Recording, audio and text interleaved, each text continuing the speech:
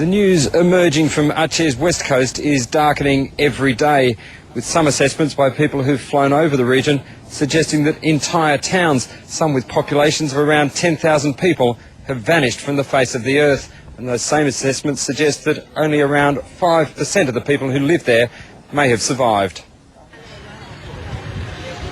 Another refugee boat limps into Banda Aceh. Survivors from the islands west of here clamber out over a river already swollen with hundreds of dead.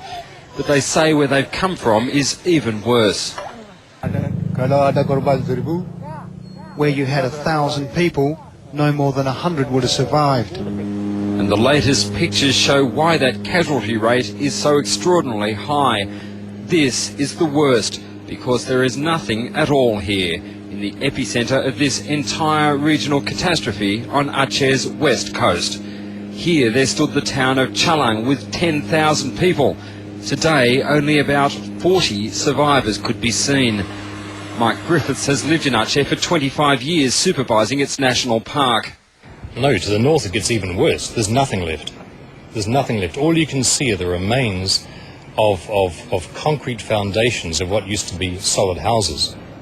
We saw no survivors other than a few cattle for about 100 kilometers. But up until Chalang, between Chalang and Malabo, there would be hardly any survivors within a kilometer of the coast. My guess is that maybe 80,000 people have been killed in Aceh as a result of this earthquake and tsunami.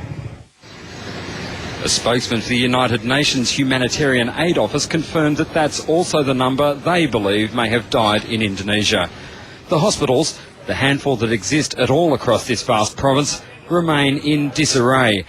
As gangrene takes over, the amputations have begun. For the handful of survivors in those areas, the situation is increasingly desperate. No aid has arrived, starvation has broken out, and people are reportedly plucking rice from the mud.